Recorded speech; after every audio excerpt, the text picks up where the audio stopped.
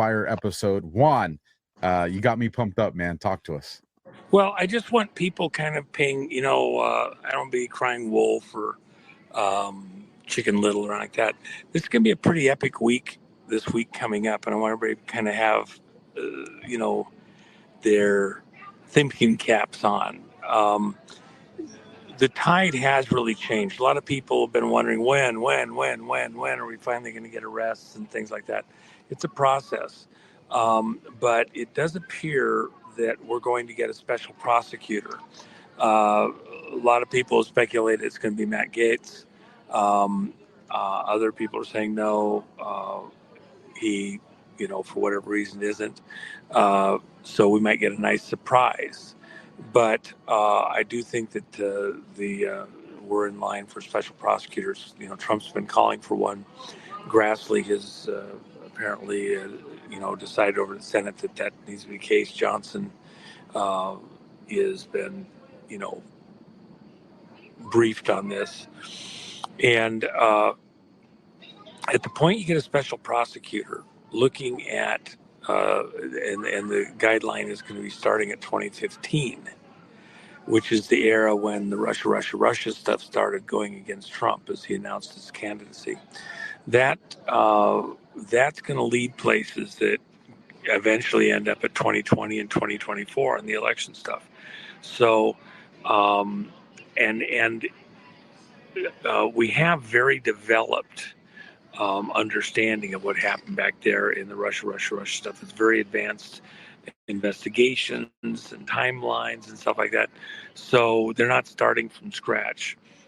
There's an August date that is some of the activity where Brennan was involved in testimony like that reaches a 5-year limit.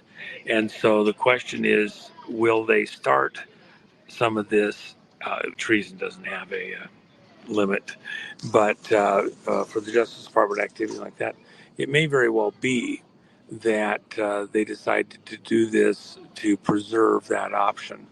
And whoever the prosecutor is going to be, going after things that this audience has been, wringing their hands over for a very long time. In part of the reason why we suspect that's got more legitimacy to it, Powell, by the way, is looking at resigning over at the Federal Reserve. Trump's called for him to step down over the interest rate thing. And simultaneous with this latest push to get Powell out, which Powell's, endured some of this heat at different times, but there's rumors, DC's built on rumors, but there's pretty strong rumors around that he's going to resign by the end of the week.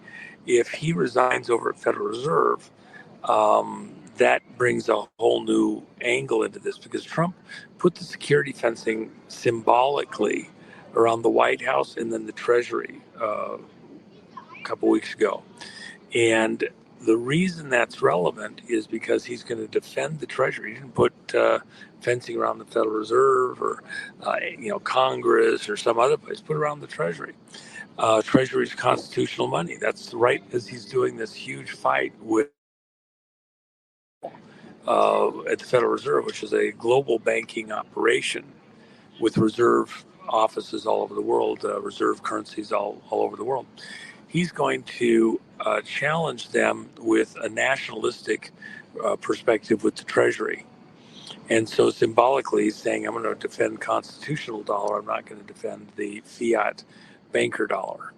And so that's going to be an interesting fight that happens right there. In the context of that, we saw what happened with the silver. Silver's the more mercurial of the metals. Gold was moving, but modestly. Silver went into a breakout phase. Last 2 days of trading went up $2.50. And the question is, and there was a huge push to suppress this breakout of silver on Friday. They took enough silver that it was 57% or well over 50% of all the silver that's released by the Treasury a year out into the public. They took 57% of that and threw it at the silver market in a 1 hour period, and it didn't stop the fire. It'd be like everybody shows up with the fire trucks and foam and everything else. They throw it on the lithium batteries, and it doesn't go out. It just keeps burning, Uh, so the question is, in just a few hours, the market's going to reopen. Is silver going to continue to break out and surge further, or will they have come up with solutions over the weekend to take the steam out of silver and keep it under control? I think that initially it will get stabilized and dip a little bit when the market's open here in a few hours. But then, with all these other uncertainties, special prosecutor Powell stepping down, the little fisticuffs with Bongino and Cash, and I don't think either of them are going anywhere, okay, for different reasons. Um, uh, all the angst and hand-wringing over the Epstein stuff like that. The markets don't like uncertainty, but they're going to express it in a different way. It's not going to be in the stock prices. It's not going to be in the other, technologies and things like that, even mining. It's going to be in the silver market, and that's where you see the blow off at. So I do expect that over the course of the next week and over the course of the next couple of months, that silver is going to go up radically. The next kind of rest point is just under $50. So with it up in the mid 38. It'll be interesting to see how this progresses. I think people, you'll use that like a thermometer for all the other things going on in society, and dramas ahead. So that's interesting, Juan, because you've seen what like the last 6-7 days have been like, controversy. A lot of people trying to subvert the support for President Trump, his appointees, and a lot of people trying to figure out which way to go. But you did bring up a good point.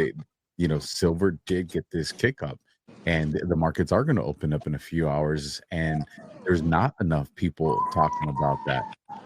Well, think about this.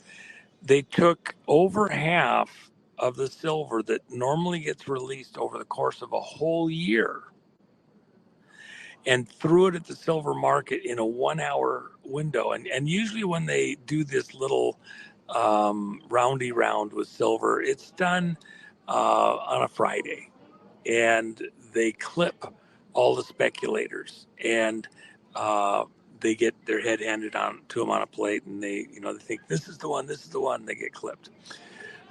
This time they did it, and it didn't stop it. And so this is different, in my opinion. And we've known that silver prices are highly suppressed. It's been that way for quite a long time. But is this the breakout? Silver's high, in modern times here in America was when the Hunt brothers did what they did in the late 70s. And it drove it up in a spike to $50 an ounce. In the mean average trading, it was up into the high 30s, low 40s with this very short spike, and then they got shut down by the government. This is completely different from that. And of course, by the way, that spike, if you did that today with today's silver, it'd be somewhere between $250 and $300 an ounce. Oh, jeez. Yeah. So, depending on whose school of economics you want to go to, radically higher than where we're at. Silver is highly suppressed compared to gold and the dollar and stuff like that. So I don't expect silver to be going to $300 anytime soon. There's plenty of people that are speculating, $500 silver. No. But it is going much, much higher. And this surge is indicative that there's huge pressure to let it rise higher.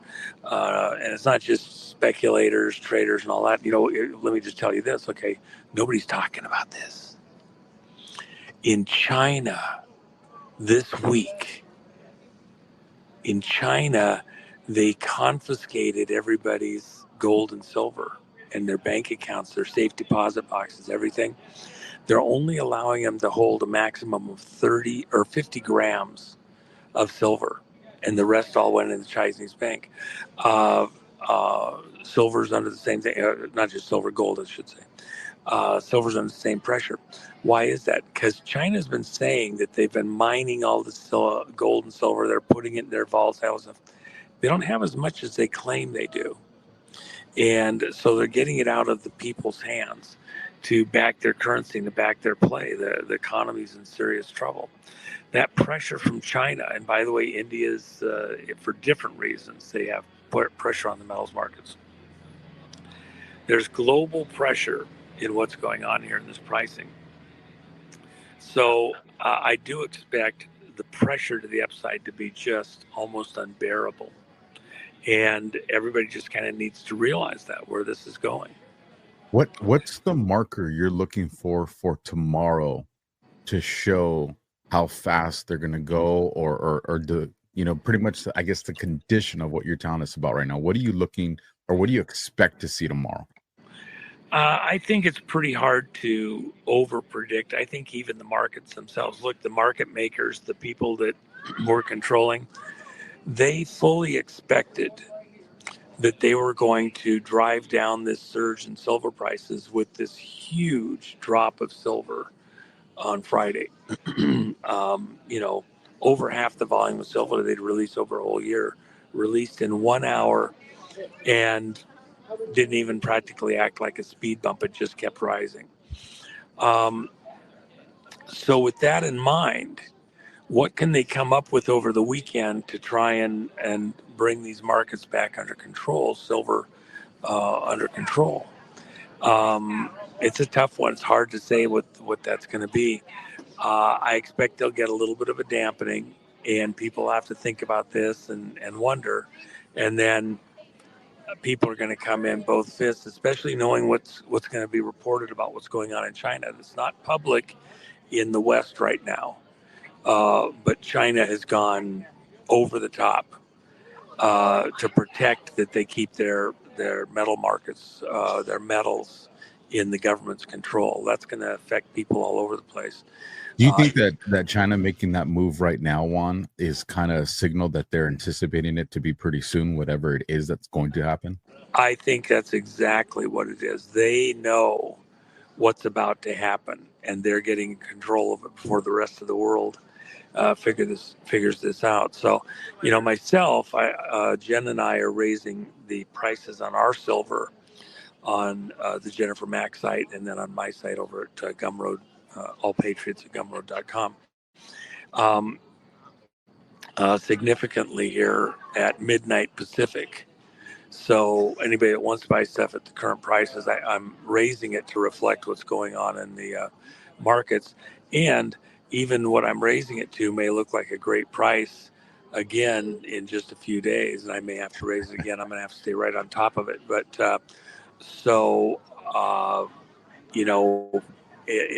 this is a very interesting moment, and at these prices, it's going to look like it was given away potentially by the end of the year. So, again, I've mentioned this to other audiences. The best buy in silver, I believe, is what we call bag silver. It's just junk silver. It's silver coin. I prefer it over bars and things like that because it's minted by the U.S. Mint. It's a known purity. It's a known quantity.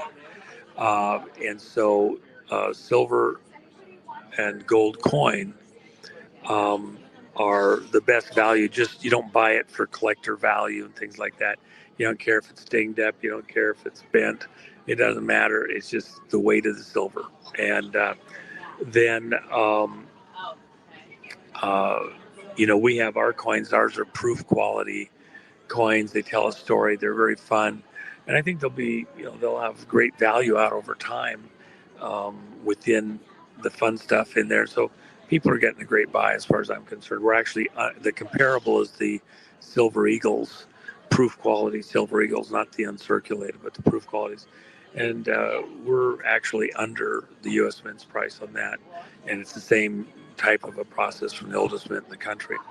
But I want to make sure, because as soon as we're done recording one, I'm going to create the thumbnail, and I'm gonna air it. So it's 9:33 here on the West Coast right now. For those that are curious, so I'll probably be airing this in about 15-20 minutes. What's the website? Both websites. So I'm gonna write this down to make sure I get it right for everybody in the crawler. Well, thejennifermack.com. That's Jennifer's site. She's got all the fun stuff over there.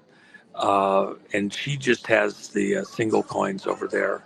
And then for the more volume, we do that over at Gumroad, allpatriots@gumroad.com. And I'll see if I can send you over a link in the next few moments. And so, I mean, I'm glad. I love to sell it. I want people are going to get a great deal.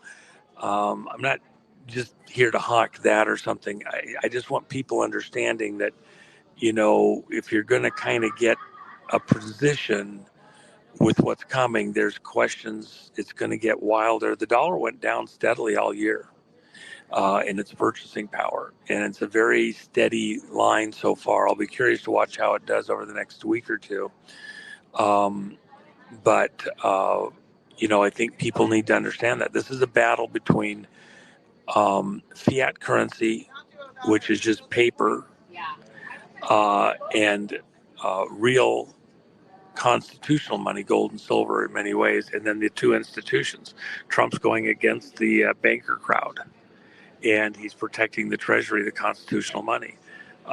In the same time, we have all these other fights coming along at the same time, and the people in some of those fights would love the distraction. And so from a global level, pushing stuff over the top, to distract would not be unknown. So anyway, I'm getting quite a racket by me. I appreciate this chance to kind of warn your audience, and let's see how the week goes. This isn't Chicken Little. It's not the end of the world. Everybody's bank account is safe.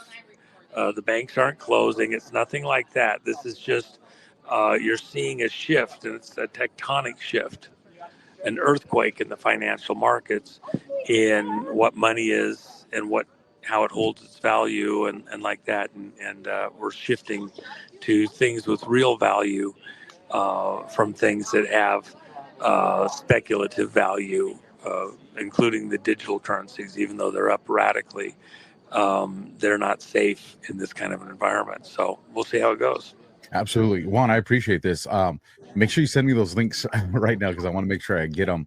And then I like these 15-20 minute quick updates. So maybe at the end of this upcoming week, we can pull this off again and take a look back at how the next few days unfolded and go from there. That's a great point. Other parts of the planet over the next 2 weeks, pretty dramatic stuff. The next 3 weeks even. I mean, it's pretty amazing the stuff we have going. So I will be glad to have some conversation and develop that. The rest of this summer is going to be epic all over the world. There you guys have it. 107, ladies and gentlemen. Those links are going to be down in the description. Get over there. The time's running out before we hit midnight. God bless and Semper Fi, everybody.